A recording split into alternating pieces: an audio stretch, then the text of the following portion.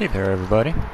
I'm going to go over this jet boil stove today, and basically we're going to cook up a dinner in under 10 minutes. There will be a couple little portions of elapsed time that I cut out, like when I'm walking into the kitchen and such, but otherwise you'll see it all. So right now I'm putting together the stove. All of the components of the stove fit right into the cooking pot, which is pretty handy.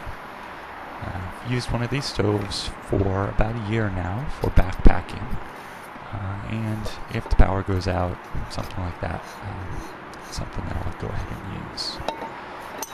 The fuel container that you see underneath will give you roughly 11 full containers of water boiled. So right now I'm only doing half of that, or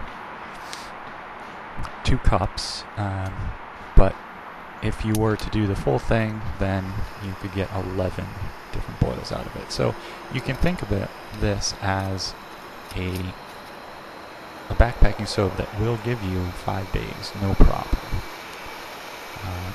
And one thing that I wanted to demonstrate is just how quickly it heats up the water. So you're seeing it go in real time. And let me turn it around so that you can see the heat indicator on the side. Right next to where it says jet boil here, there is a heat indicator, and that begins to turn yellow as the water reaches 140 degrees. So you know that it's fairly warm at that point, but you aren't boiling once that's fairly orange.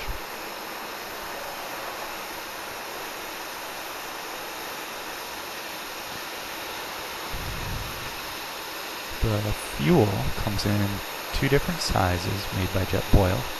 One is this size, which is the 100 gram, and then they have a 200 gram that lasts twice as long.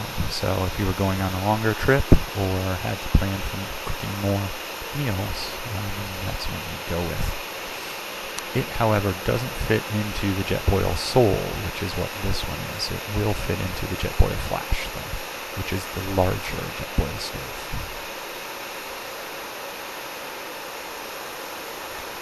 And as you can see, the water's getting pretty warm. And we should be just seconds away from boiling.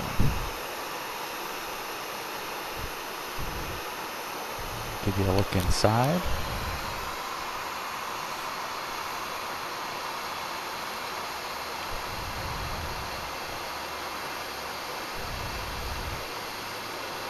And there you go. You got a rolling boil.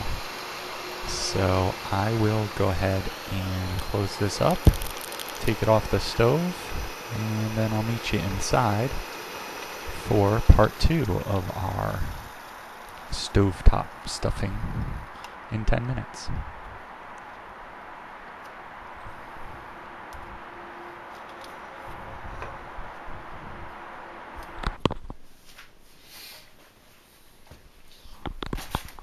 Okay.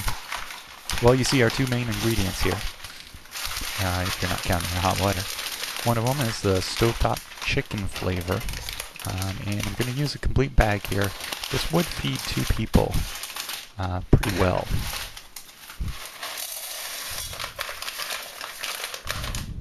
The recipe on the Stovetop box does have oil listed as an ingredient, but I usually don't use it. I find it's fine without the oil. It may not have the same number of calories, though, obviously. So I've added the hot water, and I'm going to stir it around a little bit and then cover it. And this stuffing says in the recipe to have it covered for 5 minutes. As you can see, right now we are only around 4 minutes, a little over 4 minutes. And that'll definitely come in within our 10-minute window. So what I'm going to do next is just to add a little more protein to this, a little more flavor. I have a package here, or a can of chicken.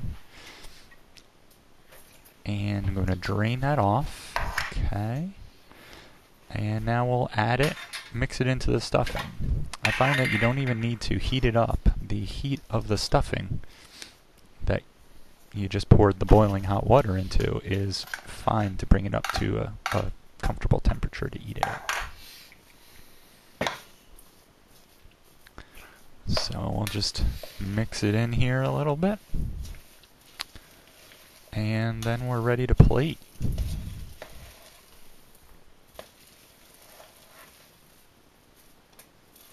Whoops.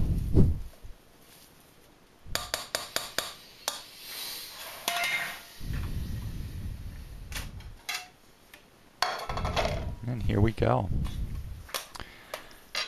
You know, the great thing about this is it really only takes the one little stove, and if you're doing a half a package, I find it's fine to go ahead and dump the half a package right into the boiling water in the jet boil stove. That way you don't have to have this additional dish or pan that you're getting dirty.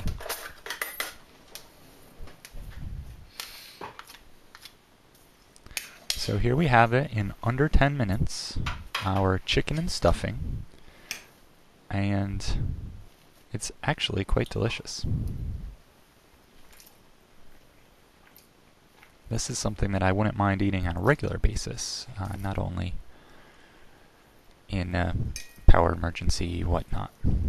And in fact, it is something that I take camping with me if I'm going to be backpacking. It's ultra light, and it's nice to have just a little bit of good home cooking.